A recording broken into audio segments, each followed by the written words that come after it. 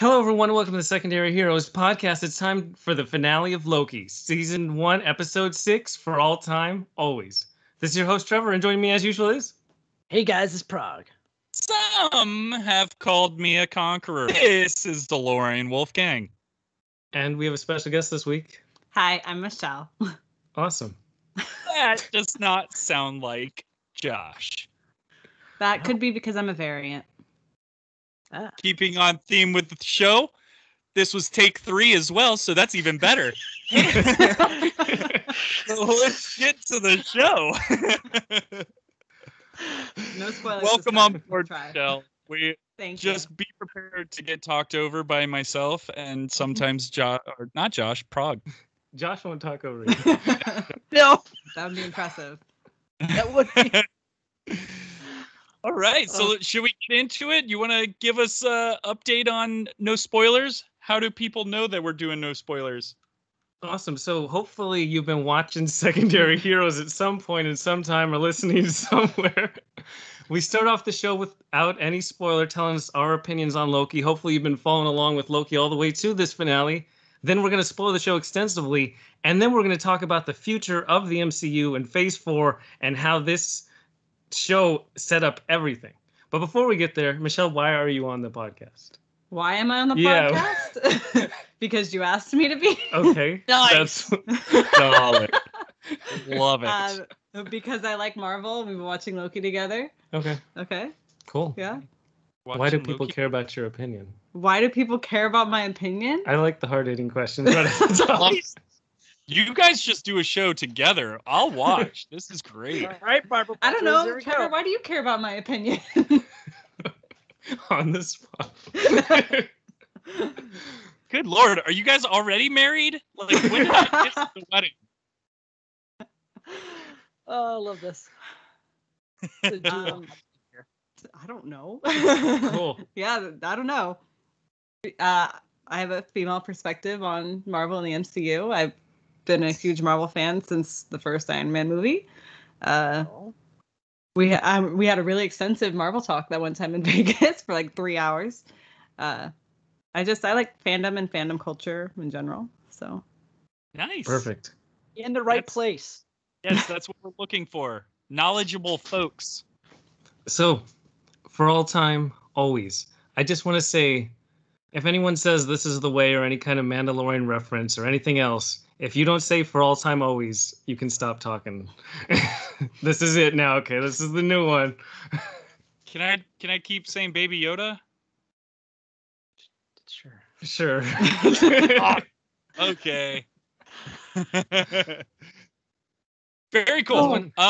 My spoiler free for this episode. This was dialogue heavy.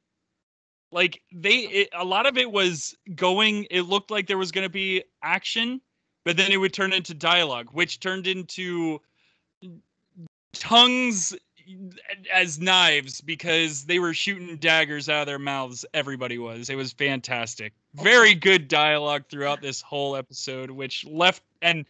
You know what? There were some visuals in this that were just glorious.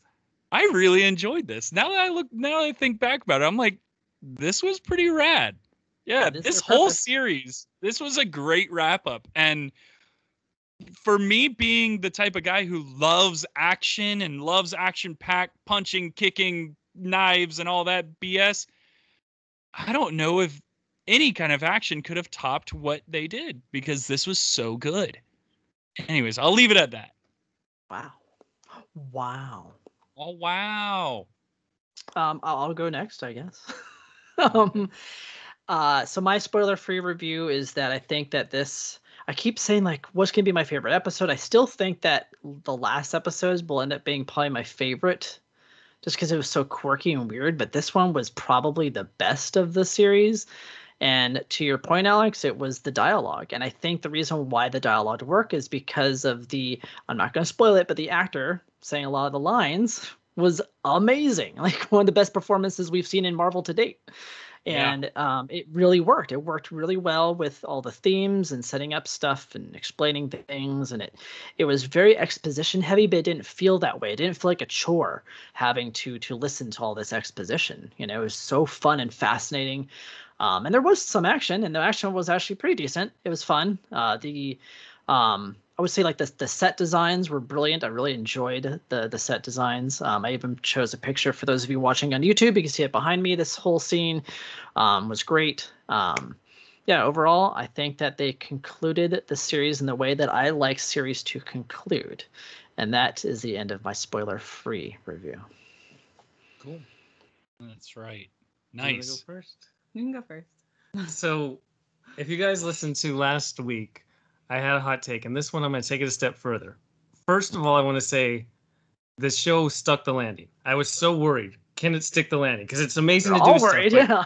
can you stick the landing? They did stick the landing, and I would say this is top 3 things Marvel has done. I would say Endgame, the first Iron Man, and now Loki, just in terms of what it entails and what it means.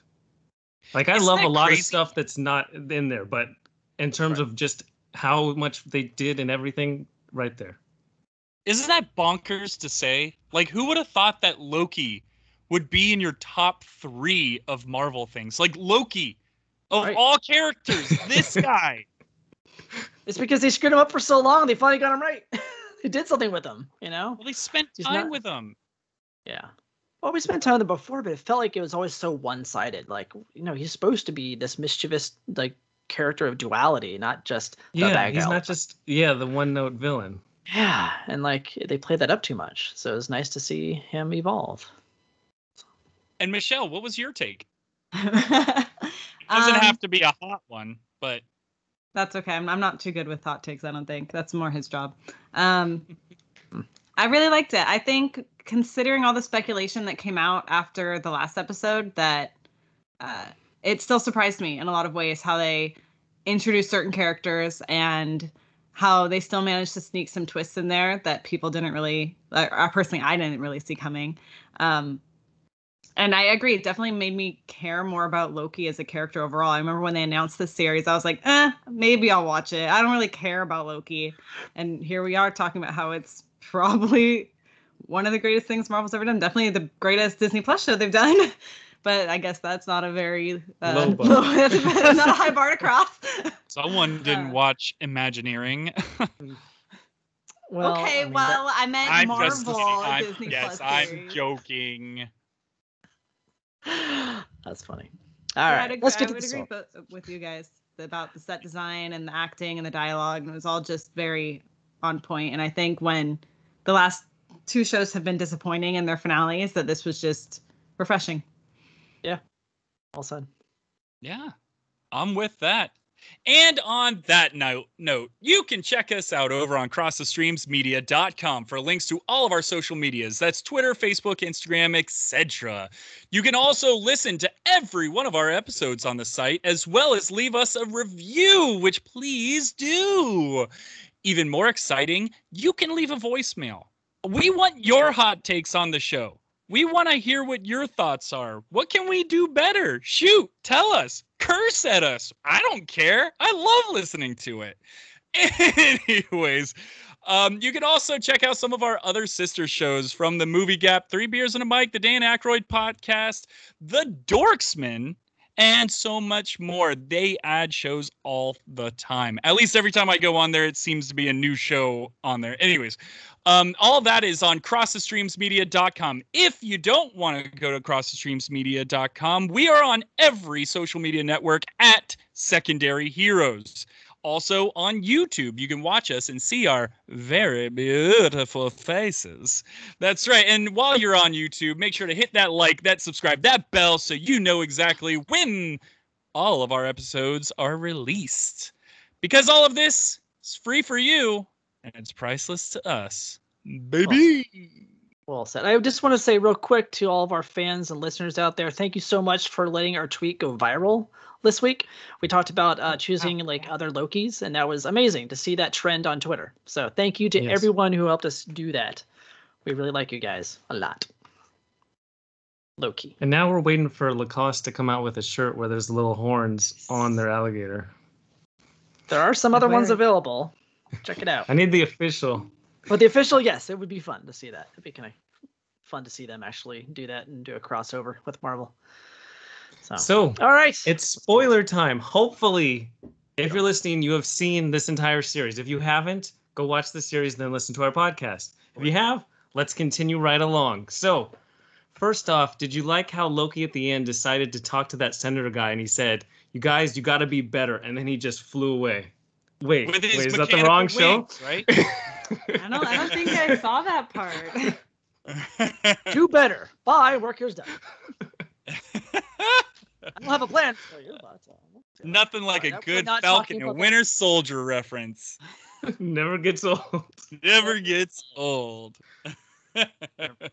I did like the way they opened this the same way they did Contact, which is one of my favorite sci-fi movies of all time. So I was really excited to have them begin this episode that same way with all the different voices from the past MCU films and from U.S. history and stuff. So it was really cool to see that. So that was actually quite interesting because usually I know I'm going to get murdered for this, but I skip that. I skip that intro because it's too long. I don't need to see it a million times before every episode, before every movie. I just skip it. But so you this missed one, it. You did. Okay. I'm like, oh my gosh, I can't believe this is one of the best intros ever to any TV show ever made. I didn't need all the, like, this was perfect. I needed this. This was good. I liked it. I mean, at first I thought they were gonna. I was like, is Marvel doing this where they're gonna have quotes now with the images flashing through? And then I realized it was specific to what they were doing with the universe. And I heard a lot of people online say the same thing, and I'm like, I guess I was the only one that got the reference right off the bat. I'm like, oh my god, they're doing Contact. Like, they're gonna go through the entire history of the MCU right now. Like, where are they going? Like, through a wormhole? And sure enough, that's what happened. They, move away from the logo, and we're going through like wormholes in space and time, and it's fantastic. All the timey-wimey stuff. Get chills. So, just to hint on some of the things that were said, there was One Small Step for Man by Neil Armstrong. How Dare They? There was My Dream by Maya Angelou. No, that's not For the Right to Experience Peace by Nelson Malala. Mandela. All that kind of good stuff. Yeah. My favorite, though, is We Think of Time as a One-Way Motion. And someone says that it's possibly Carl Sagan that said that, but I really like that just because it's actually quite beautiful. So, and it ties into this episode. And exactly. It's fun, just that they made it too, like, we're zooming in through that wormhole kind of thing, and then we see those domes, and then we see two distinct domes. And so they started with the MCU quotes, and then we go to actual history that we know to show that the Marvel universe isn't necessarily our Earth. It's a different Earth, but they can still happen at the same time because it's a multiverse. It's really fun to kind of sync it all up together to make it kind of connect to you. Like, these guys, you can go see Loki out there somewhere if you were in a different plane of existence. if you had a tempad, sure. Yeah. Or maybe our Loki variant is an alligator. It could be. I just don't know. We just never knew the whole time. Sitting there eating babies all the time in the bayou. We just never knew. Whoa. Pump the brakes there, champ. I love that. I don't think that our Loki would be bound to Earth. Nobody really wants to be bound to this Earth at this point anyway, so let's not get political. Let's get back into the show. So what happens when we walk through the dust and the cloud monster? To the Citadel. Yeah, well, first, I like, if you haven't kept track, we're kind of like focusing on highlights and lowlights. So Prague likes that Contact reference. What I like is just, it kind of felt like Doctor Strange in terms of the visual design, taken up a notch. Like, they took that, and Doctor Strange is a few years old, and they just advanced it so much in terms of universe building. It was almost like when he goes to talk to Dormammu, and then we go inside the Citadel, we go behind the smoke monster, and Miss Minutes appears. And that was awesome because it's Miss Minutes, but it also shows that Miss Minutes has a more nefarious purpose. She's not just the computer program that runs the TVA. And as she's talking, all I could think of is when Doctor Strange goes and says, "I come to bargain," when he's talking to Dormammu, because she's giving him these deals. Like, she's like, yeah, Loki, she I can is. give you the ability to be on the throne. Sylvie, I can make it so you always have happiness. And she's like throwing out these deals, and you know they're not going to accept it. But Miss Minutes, man, she has some all kinds of different motives. I mean, there was a moment where I was like, she's the villain the whole time. Weird. Yeah, I was So championing her. I- I was like, all right. I was thinking the same thing when she popped up. I was like, Trevor called this. Trevor said that Miss Minutes is it. That's it. I would have been here Which- for it. That would have been fantastic. Little disappointed it wasn't her, but that's okay because it still worked out nicely. Very It did nice. work out very nice. Yes. Yeah. But it was nice that they had that interaction with Miss Minutes and doing that back and forth because, yeah, she was offering them everything they've ever wanted, and they could live in the same universe with each other, so they Right. could rule together if wanted. And it Which that would be really cool if you're a Loki and that's all you've ever wanted. Sure. I mean, it also shows their character development too over the whole season. It's like, here, we're going to give you everything you ever wanted, but because we've progressed your character to, change, you now will not accept it. It was pretty cool. I liked it. Yeah. You can't get to the end without the journey. That's right. Oh man, but The there journey was a doesn't little change piece ya. of me- There was a little piece of me that was like, "Come on, Loki, just Just take do it. it. Just take it, and then just we're done. Then we're done, and then that's it." I think he knew it was BS. I think they both did. Yeah. Honestly. What's interesting is that we see Miss Minutes later because Renslayer calls for her and she's like, "What took you so long?" And I'm taking care of other stuff. And then she gives her files that she didn't even ask for. So Right, Miss like, Minutes what- is still up to something. Doing something. She's pulling some strings somewhere along their way. And she did a little side eye too. That was kind of fun. It's like, Yeah. Wow. it's great. Such a I'm great just character. excited Miss Minutes became such a, like, she wasn't just like that one-off character in the first episode where she's in the informational video. Like, she was in almost every episode. And I love that because she's a great character. Like, and we great only saw character Mr. design. DNA once. What's if he keeps coming back and all the other, like, there's like 5 Jurassic Park films now. Yeah, Why doesn't missed Mr. DNA ever opportunity. show up? Dino DNA. Oh Yeah. man, that was a big missed opportunity there. Marketing. Merchandising. Imagine the Oh, well. plushes that they could have made, the Funko Pops. Rip. Anyways, Oh, yep, well. Hopefully we rip. get an actual Miss Minutes Funko Pop, then it's fine. Soon, hopefully. We shall see. Anyways. Yes, that was a cool scene. Apparently a jump scare for most people. I didn't jump. I don't get jump scared. Oops. So Okay, as somebody really? who gets scared by everything, that was not a jump Right? scare. I'm like, Well, everyone's is like, that oh a my jump- god, it's the biggest jump scare of all time. I'm like, I didn't even realize it was considered a jump scare until people Didn't she mentioned it. circle in like a reverse going down the drain? Yeah, that's all Yeah, it like was. zoomed that's what I in? thought. How was that a jump scare? It's not like they turned around and she was just there, like watching Right. them. That would be like, okay. Yeah, if she was 8 foot tall and had no pupils in her eyes, it was like, "Welcome to the Like theater, chains. girl." Yeah. All That would have cracked in. been probably more jump scary, but no. Yeah. I was She definitely was- waiting. I was waiting for a jump scare when they were like walking through the Citadel and it's just all those statues. I'm like, something's gonna happen. Like, there's gonna be a booby trap, something. Right. Nothing happened the whole time. So that whole scene of them walking through the Citadel, I want to point out the lighting. The lighting kept pulsing from a purple to a blue, and yes, just like behind you, Prague. But it was like more of it was a pulsing, and I just thought it looked so good. I mean the lighting direction that they did on this, where it was on point, man. It looked so good. Like, I want to the thing get is my is- garage to have that type of lighting. I loved it so much.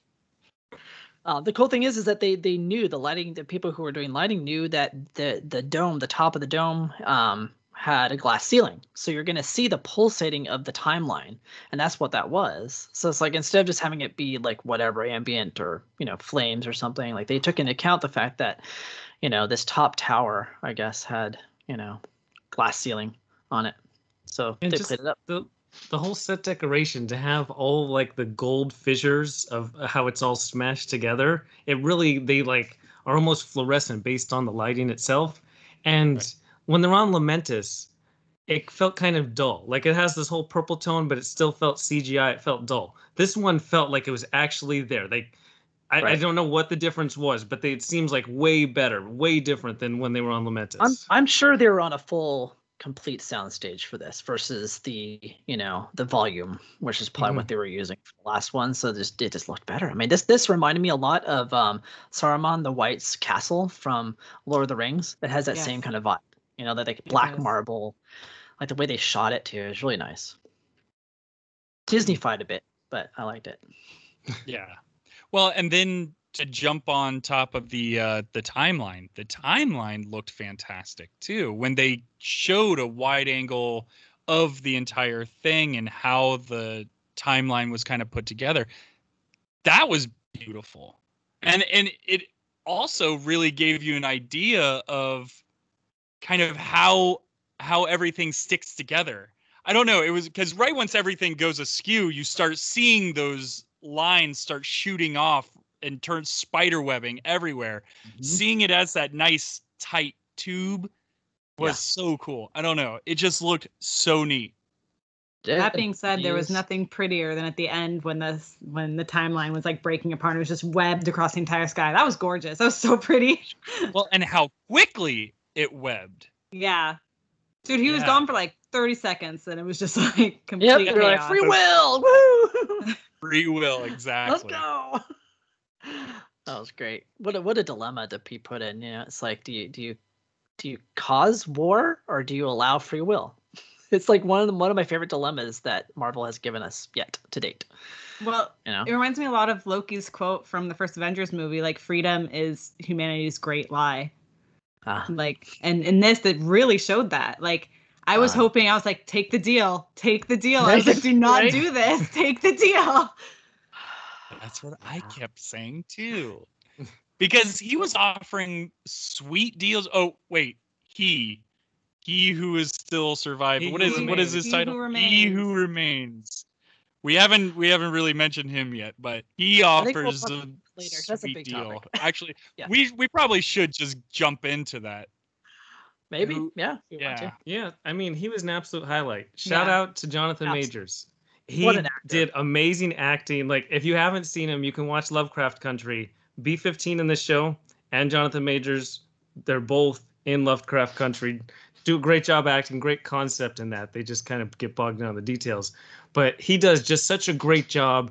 And when we first see him, he kind of has this Jeff Goldblum eccentricities to him, right? Yeah. Where he's like pouring out the tea and he counts it really deliberately, and it makes sense because he's been alone for who knows how many years. Eon. He even says he's been alone for eons. It's like giddy that people showed up. Yeah, he develops into such a sinister idea as he's going and telling, like, essentially he's explaining how a multiverse can work. So it's a relatively dry topic when you get into like the science of it, but he makes it intimidating that through it all, I am going to be your problem, no matter what. Okay, we have all these complexities, whatever. At the end of the day, I will always be your problem. You kill me, guess what's going to happen? Another variant of me is going to be here. He has one million of me. Yeah, it's just the scope and complexity of him as a villain. Because like in Endgame, for Infinity War, we have Thanos. And then in Endgame, we have a different variant of Thanos. We now know it's just a different variant from a different timeline. He's saying every timeline, I am going to be a problem, no matter what. This isn't just a second version of me. Infinite ways, I'm going to cause misery to you. It's great. Now, he doesn't mention his name, but this is Kang the Conqueror, correct? Correct. Yes. Correct. Yeah. Some have called him a conqueror or ruler or a jerk. So a jerk. My whole thought on that and why he didn't say his name is Kang is that like it's kind of like the whole Sylvie thing. Like don't call me that. It's like in this realm I'm He Who Remains, right? Where in the comics, He Who Remains is not Kang the Conqueror; it's a different character. Right. They just combine the two for necessity, and it worked really well in my opinion. And I think once we get the future movies and stuff and TV shows, and what the statue you saw at the end of the episode, that's actually Kang the Conqueror. That's his costume from the comics. So they'll probably reference him by name at that point, is my guess. Right. Yeah, because this is just a variant of Kang the Conqueror who doesn't necessarily need to identify as He's Kang. not really evil. He's just like, I'm the one who won the multiverse war, so now I'm keeping the peace. Right. That's it. And in his description of this multiverse and everything like that, he's got this little gel thing that's showing us the multiverse, like giving us little, which was so beautifully done. And like you said, yes, Trevor, you had mentioned how telling this story could be a bit dry, but showing this very cool, detailed little, it was like Guardians of the Galaxy when Ego was showing how it felt very much like Ego. Right. But it was small scale and like beautifully done, like seeing multiple like galaxies on top of each other, showing there are a infinite amount of these galaxies on top of each other. And I loved it. I loved everything about that. And the other cool thing about that scene is it also shows us his actual comic book origin too. That he was, from the future, and that was his origin, was discovering the multiverse and the war and everything. Now, I thought that was interesting that he was from Earth in the 31st century. I don't know. It's amazing how all roads just wind up on Earth. Always. Yeah. Yeah. That's right. He does have the good quote, though, where he says, "You may hate me, but you'll hate my variants more. Would you rather have one devil or an infinite number of devils?" And oh, God, so good. I mean, I think I would pick the one. Probably. Because he's not all that bad. And you know where he is. You know how I know it here all the time, right? Exactly. Devil's in the details, Bev. He's playing Mephisto. That's why I didn't say his name. He's Mephisto. He's Mephisto. Oh, that makes sense. That's why he said he was a devil. Yep. Yeah. A little piece of me started thinking when he was in his entire explanation of everything, a little piece of me was like, what if he just lets it slip that he's just a variant of Loki? Because I know that you guys have mentioned that he was Loki, or that he could be Loki, or I think Josh had predicted that it's going to be Loki because Loki survives. Sure, a lot of people did, yeah. Would have made sense too. Because, there was a couple scenes where when you look at his outfit, underneath his purple coat, it was a green outfit. So I was sitting there thinking, oh, maybe he could be a Loki. But then again, he did say some have called me a conqueror. So that's where makes it tough. Sure. I mean, if you don't know, like we talked about this earlier, it's like if you're just watching Loki, like you don't read articles, you don't know that this actor was cast in the new Ant-Man movie as Kang. If you don't know, or Kang. It's like Kang and Kodos. If you or Kangaroo. It is. Or so if you don't know any of that, like him saying the Conqueror line over your head. I mean, exactly. So like, or the last part with the statue, like I totally I was like, was that statue always there? And I just didn't notice. Like that's how I saw it until he said something today. And then you said the thing about his costume. I had no idea but his costume was in the comics. So to most people, those little details like aren't really going to stand out to them. So for them, like it could still be a Loki variant.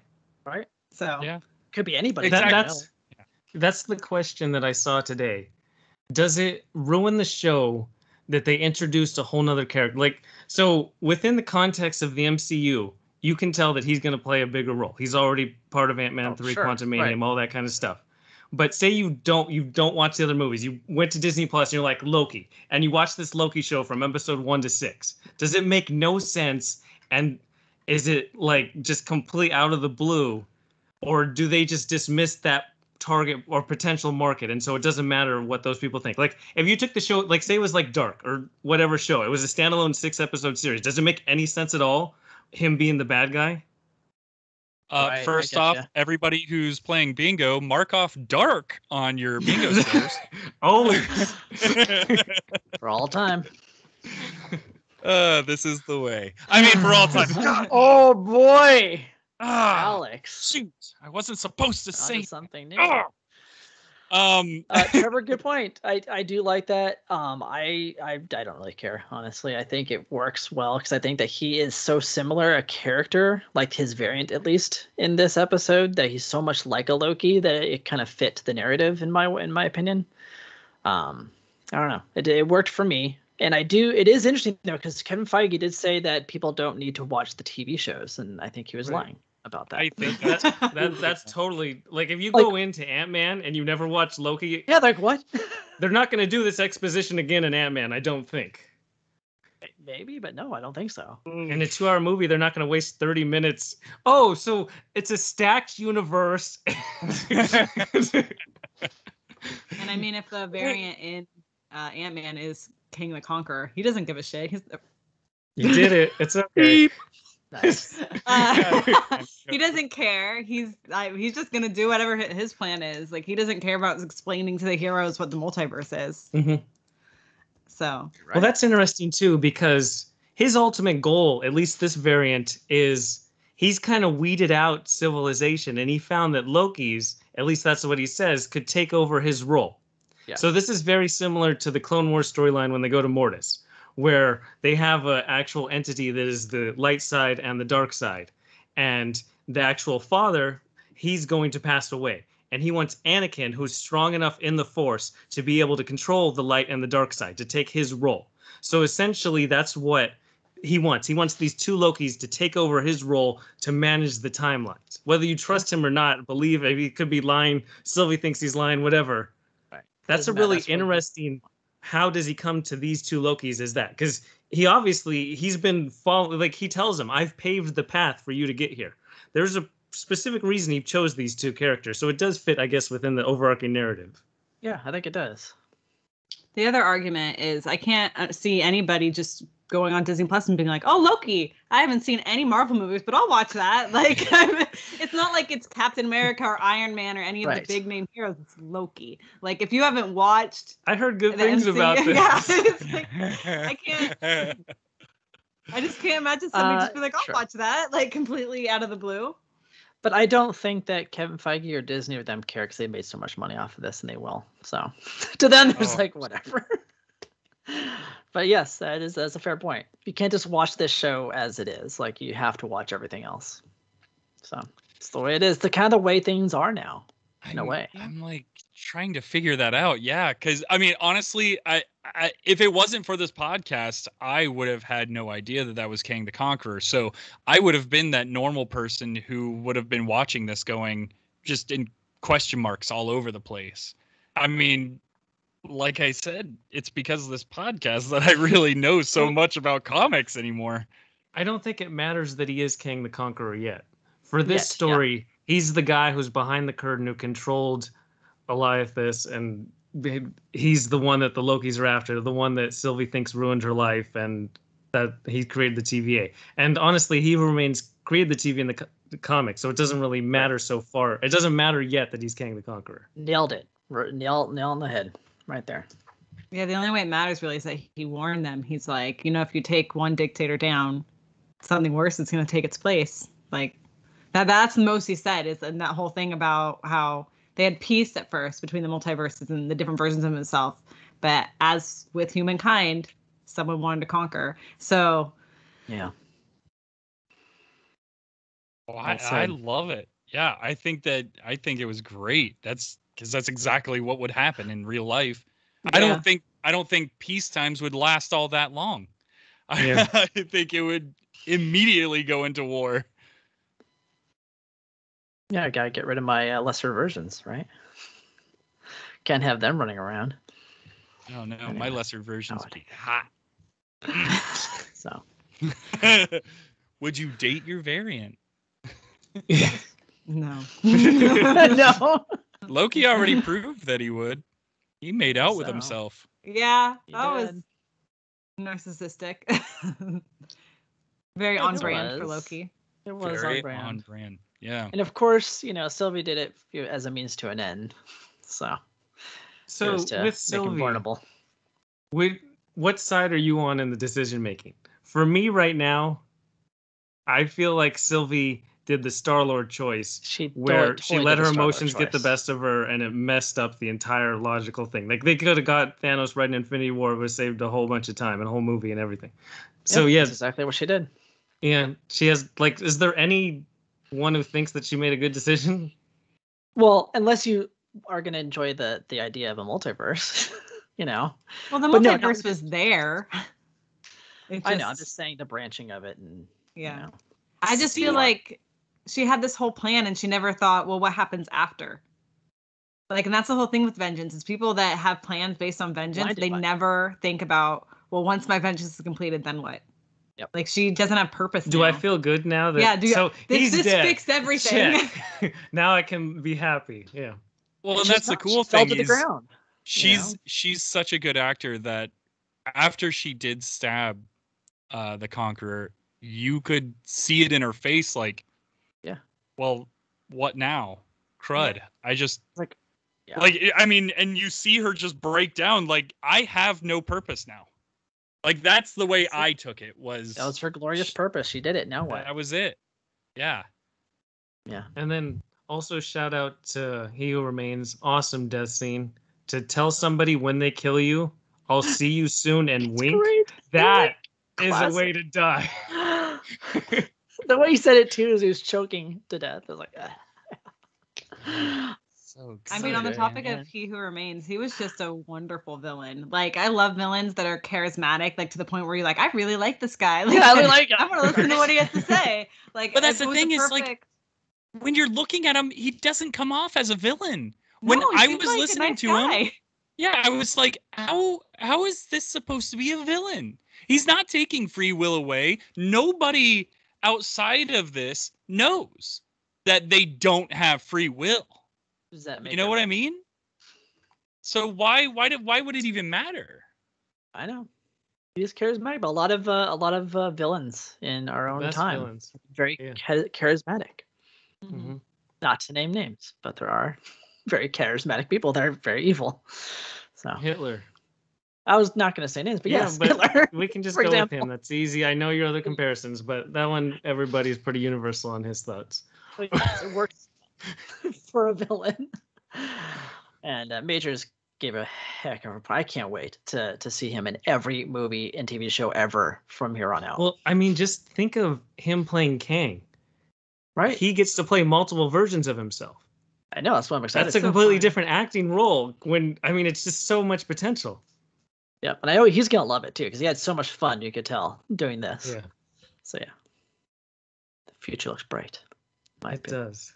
So he pretty much. It was interesting when he was talking to them because he was making it out like he knew everything, every next step. He knew what they were gonna do. He knew every swing of the sword that they had, and then something happens, and he's like, well, I don't know past this point. Like, what was that big crashing, the booming? What was all that made him go, oh, I now don't know what anything is anymore? I was curious about that too. And my first thought went to Renslayer because we see her in her office, like with Mobius, and then she just walks through the door. You don't see her again for the episode. I'm like, well, where is she? What is she doing? Does that have something to do with it? But I wonder if that's just the end of his timeline. He just knows at this point it's going to go this way or that way. It has to go one of those ways. I don't know which one at this point, but it does seem a little strange. I think it's just because Lokis are so hard to predict, and he has two Lokis in the same area, and so he doesn't know. He knows exactly there is two different pathways, and he has no idea. He's like, it's a 50-50 purely coin flip because they're like doubled the exponential outcomes because it's not just Loki and it's not just Sylvie. Well, it also tells us too that there is a hierarchy. There is something, a god force that's higher than him. Like he can't control everything. He can control the sacred timeline, sure, but I don't think he can control anything else after that. So he's like, here I am at the end. Now I have there's still Celestials out there. Yeah, which is now very interesting to think about what's beyond that. Like, yep. Oh, Marvel loves their so Grandscape Universal They do. entities. Yes, they do, especially You Kirby. know who would have thought who would have thought that Thanos could be topped as a big bad, because Thanos was pretty perfect as a big bad. Mm-hmm. I don't know. And then Marvel's the been Infinity on a Stones. roll. I keep going back to the Infinity Stones, and I still hate the fact that like nobody used them at all throughout this entire series. It kind of annoyed me. I still think that once they went to the wherever the Planet. TVA is, they became If inert. they, So that's like what I'm thinking. once you took them from there, it didn't Yep. matter. They were just rocks. It's done. Yep. The 'Cause, like, magic when a only person exists in leaves- a timeline. Yeah. Yeah, when a person leaves, like their magic is within them. It's not an item they carry or something like that. So that's why Loki and Sylvie still have their magic when they left the TVA. But like maybe it's something where two Infinity Stones can't exist on the same timeline, so one has to be inert or something like that. There's a lot of ways to explain it. But I mean, I understand it. I thought it was funny that the all of the MCU prior to Phase 4 was about the Infinity based Stones. on Like, that, right? they're paperweights, like whatever. It was Uh, funny. I thought it was a really fun way to deal with it, It was great. to kind of Michelle, take that out of the equation. I think we should have you on every week. You're doing a great job so Aw, far. thanks, Alex. Solid variant. Proved. And so, with the one part we haven't really talked about is Mobius coming back to Mhm. talk to Renslayer. And so, Michelle kind of hinted that Renslayer left, but we get to find out Renslayer is literally a principal in Ohio back in 2018, and this is just a variant of her. And her entire time she's talking to Mobius, Mobius is arguing for free will, and she's just in the very strong belief that there has to be a higher power. There has to be something guiding this. Otherwise, what am I doing here? And so it's almost like a crisis of faith that she has to take the leap of faith. Otherwise, she doesn't have any other kind of understanding of what could be. That was a really good discussion too. It was like kind of underhanded with the whole Loki and He Who Remains discussion, but has the same moral idea because it's still the free will idea. Because Loki says, so only one person has free will. Right? Yeah, but that one person who has that free will lives by himself for eternity. Like, Yeah, I don't think that's a fair trade. no, I don't either. I'd rather have this timeline where I don't have monsters coming and eating us. You know what I mean? Like, yeah. or other Kang the Conquerors coming down and taking over. I'd rather what we have right now, this great timeline that might be planned out for us. I don't think Kang the Conqueror was a bad guy or a villain. It's complicated. This variant might not be, but he is. Like, again, he says the thing of, he's talking to Loki's and he's like, we've all done terrible things, but it's not personal, it's practical. You know, you do that for always some type of glorious purpose or some leading somewhere. We're not doing it because, I hate you, I'm going to kill you. And then, of course, Sylvie's like, I do. Hold my beer. Interesting. We're going to find out all the terrible, horrible things that he does because Ant-Man's going into the quantum realm, and the quantum realm has got to be tied into the time travel that Kang's able to pull off to be able to figure out this whole thing in the 31st century. I guess so. And that's pretty much it for Loki. We'll never see him ever again. No. Never again. It's over, people. Go home. It's over. Go home. What are you still doing here? Go home. No, there's Loki season 2. What are you talking about, sir? What? Michelle, you could have. Michelle, that was I your should have said moment. it. That was my time. That Yeah, was it was your your time. moment. I hate to see it. Unreal.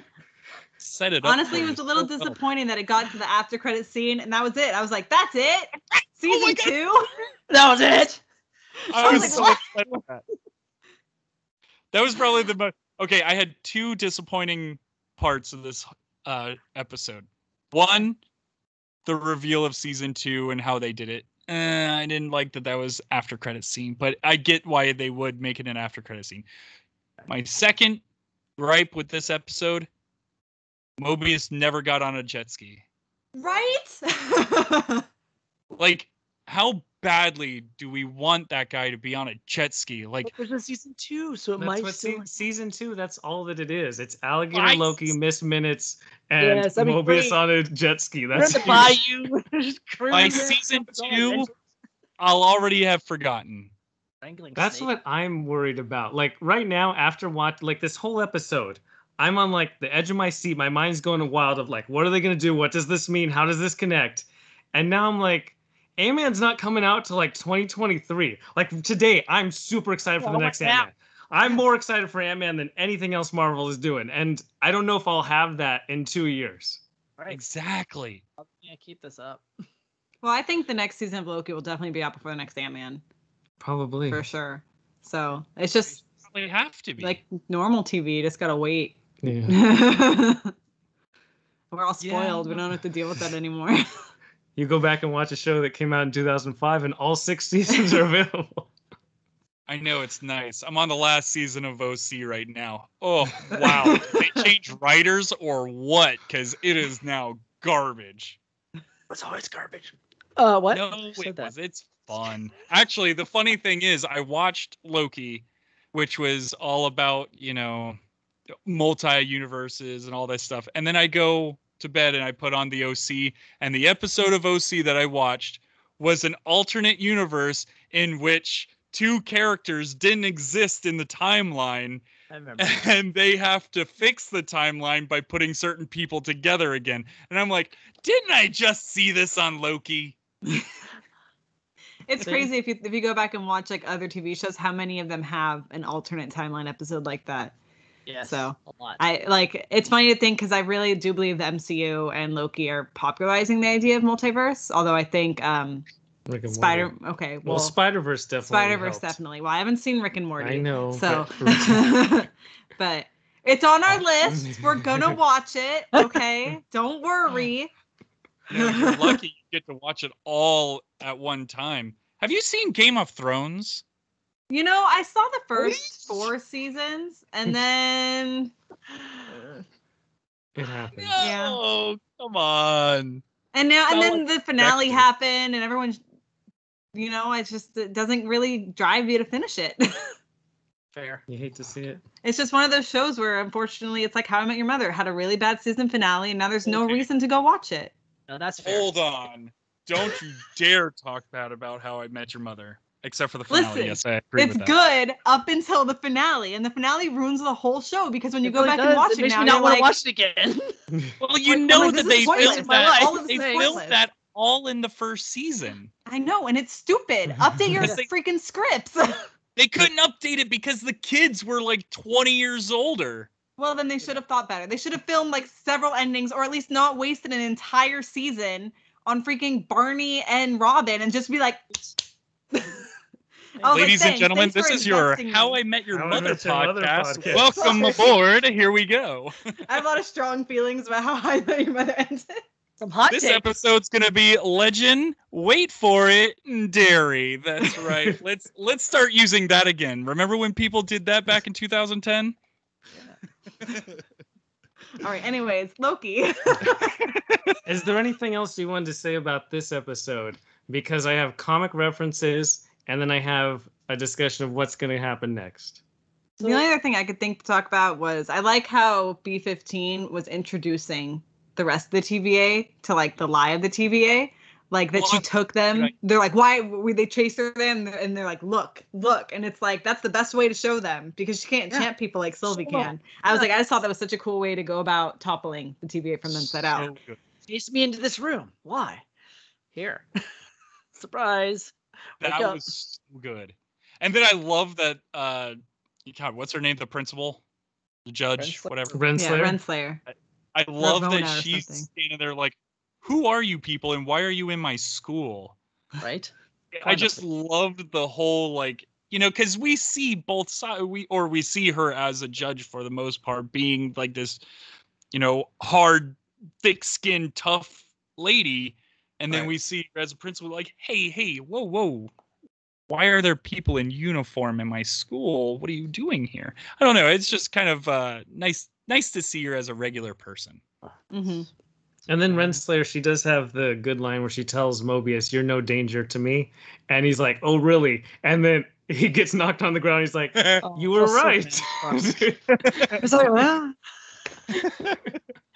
On that whole vein, they Ow. talk about betrayal in their friendship. Do you guys think Mobius betrayed her or the other way around? I think she betrayed him. I just don't see how he could have possibly. He does technically, but I don't think it's his fault. Like he doesn't do it on purpose. Yeah, it's like, I mean, when you have a revelation like that and you realize everything you've ever thought is a lie, like, Sorry, that's gonna happen, man. Yeah. Gotta Here's- update your school of thinking. Here's my problem is I hate to say it, but I'm kind of on her side when it comes to we should keep the timeline the way it is. We should keep things the way that they are. you know, I'm- I agree. I agree with that. And Mobius kind of said that. He's like, well, let's build something better. Like they could, like, at least let everyone know their variants. Don't build the whole bureaucracy Well, on a lie. Westworld season 3 shows that's a whole free will kind of thing that doesn't go as best as it could. No, that went really, really wrong. This actually had very similar vibes to Westworld season 3 in terms of constructing free will and Yeah. the perception of it. Yeah. Very much so. I really like it's season just so 3. tough. It's so tough to I don't know. I don't even know where to even take it. Well, and also, Well, what free will's files did she fun. get?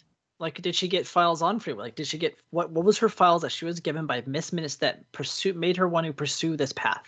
She must have been given some kind of intel that was kind of shocking to her. We'll find out What in is season it? 2. I know. I Well, want to know. Probably, maybe. But here's the thing.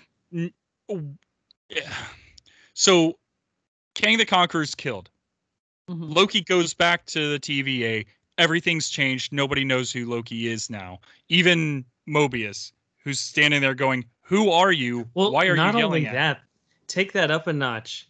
Mobius's job is to hunt Lokis, and he doesn't even recognize the prime Loki. Like Yeah. Lokis in this new timeline aren't creating Nexus events. This is a whole different timeline where it's not that I don't know our history. I never knew. I think you're an analyst. Right. He had no idea who Loki is. It's a big deal for Lokis to not matter to the TVA. Yep.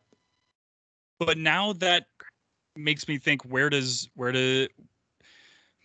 the judge go?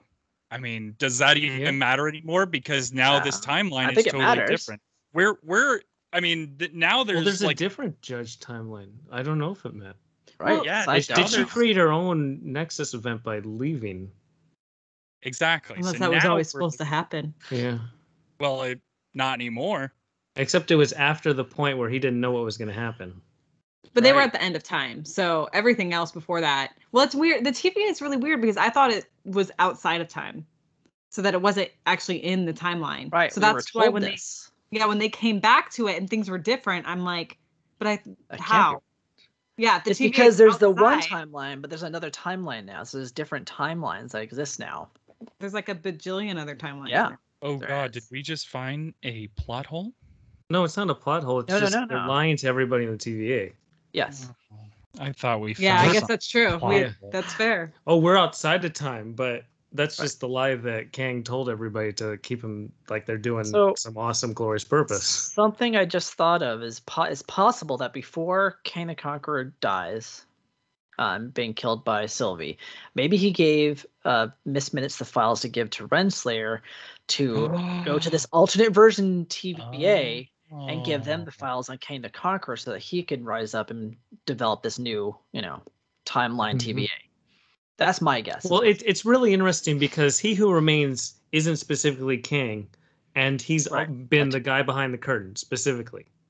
This new version where Loki goes and sees the Timekeepers, they've been replaced. It's literally Kang the Conqueror. So this is a different version who's more vain and more egotistical. Much more I vain, need to yeah. be up on display. They're going to erect statues to me. It's very different than the He Who Remains variant. Yeah, I'm not hiding behind anything now. No robots here. Yeah, there's no animatronic timekeepers that are supposedly keeping things in order. To me, I'm awesome. Look what I did. Yeah. Totally different kind of characters. Kind of fun. Man, Anyways. this whole thing is just a giant Wizard of Oz.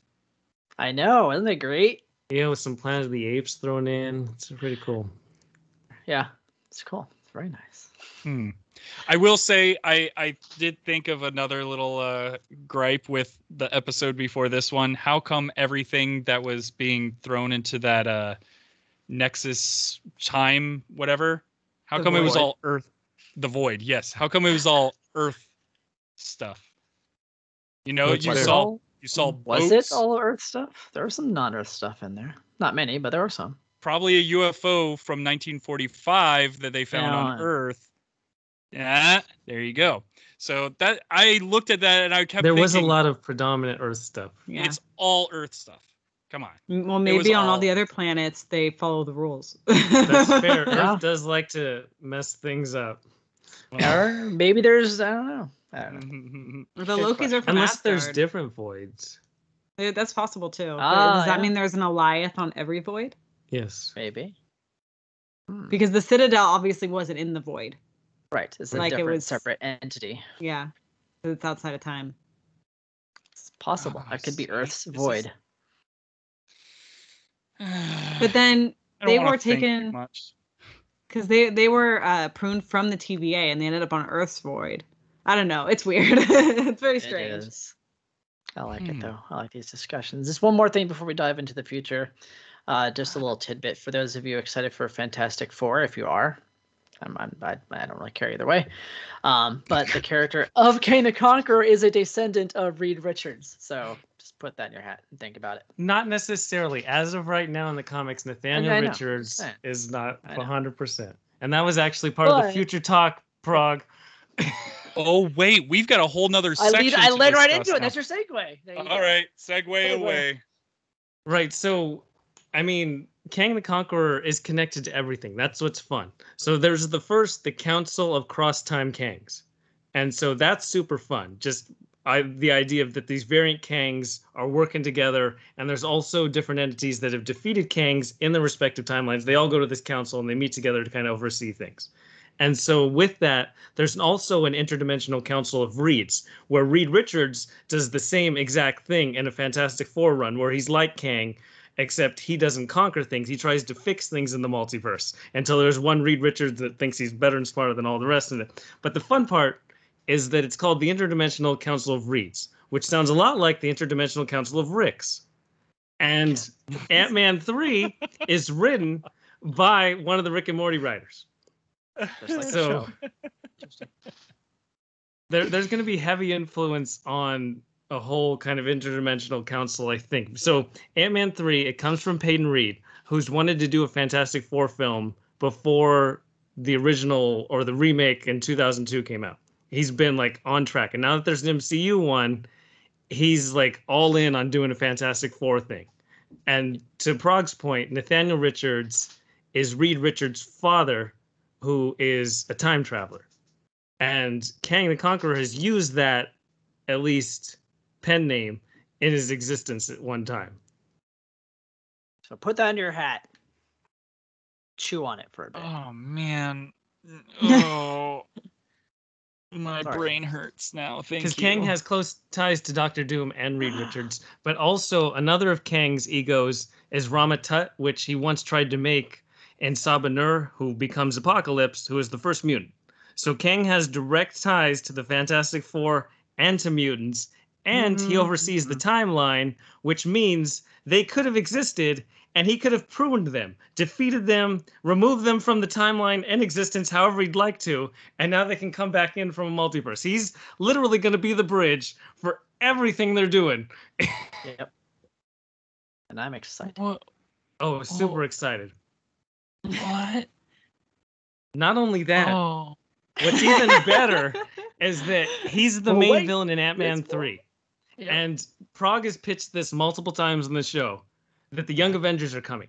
Yes. they And are. so Scott Lang, Now you know, definitely leads. Yeah, he leads the Young Avengers. But what's fun to connect that to Kang? So first they were first created the Young Avengers under Iron Lad, which is their goal was to defeat the long-standing villain for the Avengers, Kang the Conqueror. They had to prove themselves to the remnants of the Avengers. Well, guess what? Iron Lad is a younger version of Kang the Conqueror. And then he has to come to terms with the idea that he can be a hero now, knowing that he will descend to become the villain later. It's great. I'm so excited for Young stuff. Avengers. Oh my god. These scripts are writing themselves here, people. Oh, it's Young Avengers is all set up because now they have Kid Loki. They have Patriot from Falcon and the Winter Soldier, who's the guy with Isaiah. Kate Bishop is going to be Hawkeye. And then you have Speed and Wiccan from WandaVision. They're going all together. And then, of course, there's Scott's daughter, Yep. who becomes Stature. It's so much fun stuff.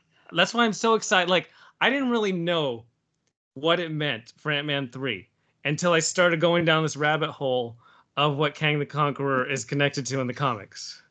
Yeah. And now it's connected to everything. So we have a possibility of getting mutants and the X-Men?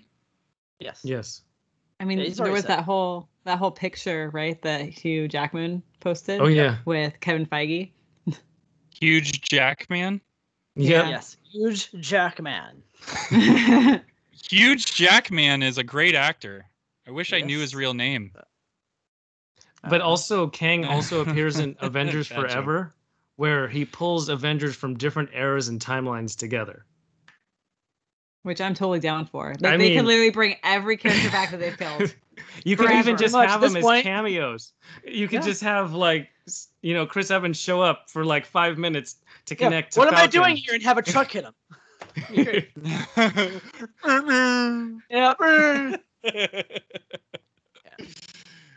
Wow, I'm just so- dude. like, after WandaVision, I was excited for Doctor Strange, but more about Doctor Strange, not Wanda's role in it. Like, Wanda didn't leave me enough impact that she's going to take her sons out of the timeline and it's going to mess things up. Having Kang show up to literally know that he's been a thorn in the Avengers side multiple times, and he has direct connections to the Fantastic Four and the Young Avengers and mutants, that has me so much more excited for Ant-Man than Doctor Strange now. Ah, I love it. Which you never I thought love you'd all say. this. I know. Which There you go. now, out of all of this, where does Mephisto land? I don't think we're gonna see Mephisto. Season 2. No. Ah. They need to just create a Disney Plus show called Mephisto, and it's just Yep. fan theories No, about it's it. called, here you go, Mephisto.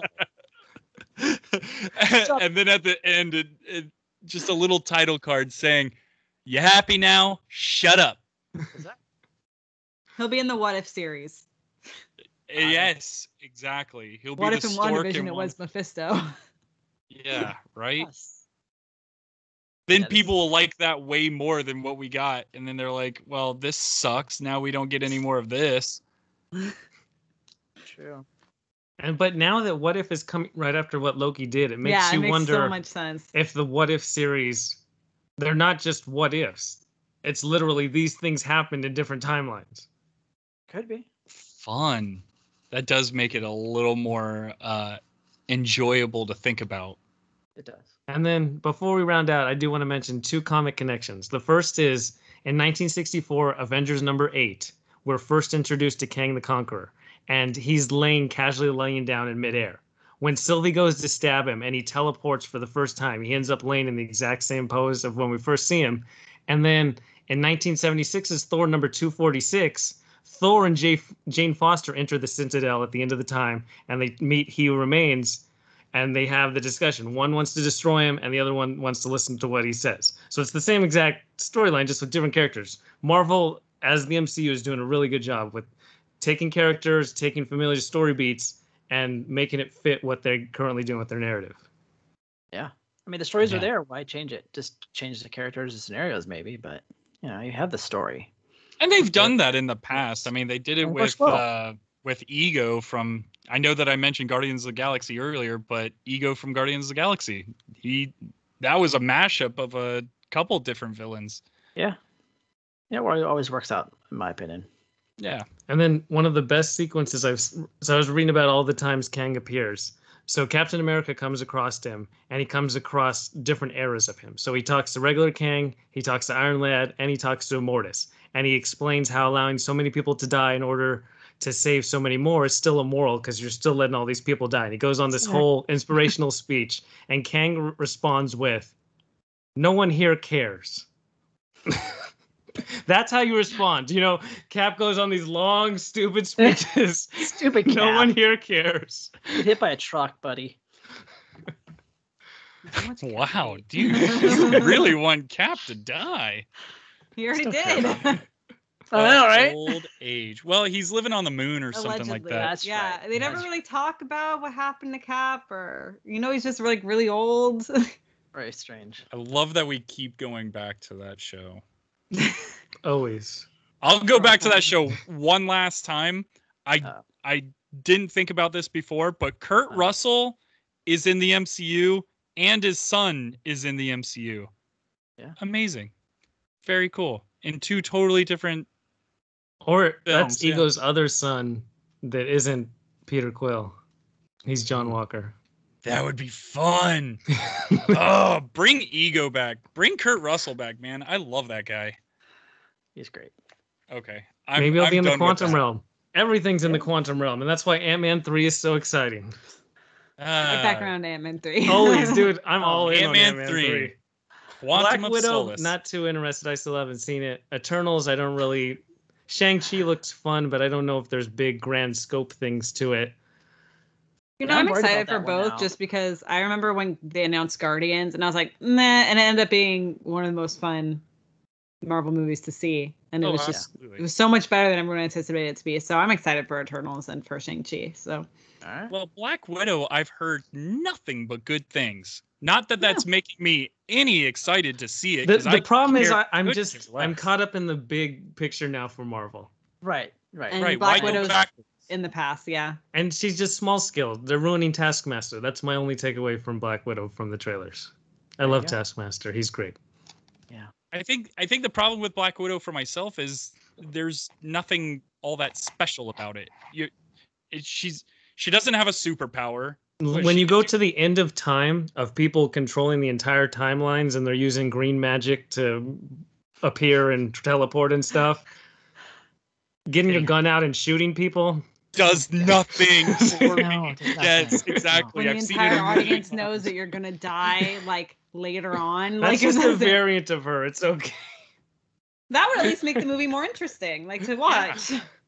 Yeah, if they said that this was, hey, check out this variant Black Widow. That's why she wears the white suit. That's why she's wearing white.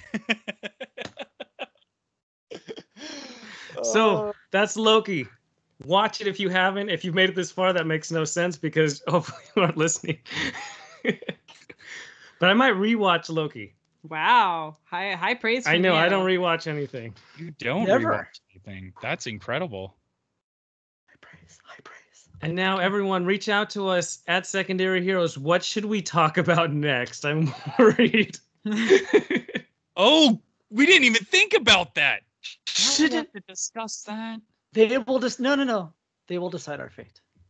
Oh, the fans? Oh yeah. Yes. Just like last time, Invincible. Yeah. Well, now you would push for Invincible now. Actually, I should watch Invincible. I hear very good things. We It was watched very it. good. It's amazing. Well, there goes your spoiler free of Invincible. That's the spoiler-free leak for a That's- podcast that might be coming. That's a teaser. That's a teaser for you folks. My spoiler free is that it was surprisingly gory. Oh yeah. That's what I've heard as well. we They say they like the Like, comics. It sure is. would watch it when we were having dinner, and I'm like, can we not do this right now? Noted. I mean, I'll it's- have to watch it when my wife's not around. Robert Kirkman. He likes his horror. Yep. So Horror. to everyone listening, we hope you enjoyed. For all time, always. And remember, we're all villains here. Prog out. Adios, y'all. Goodbye.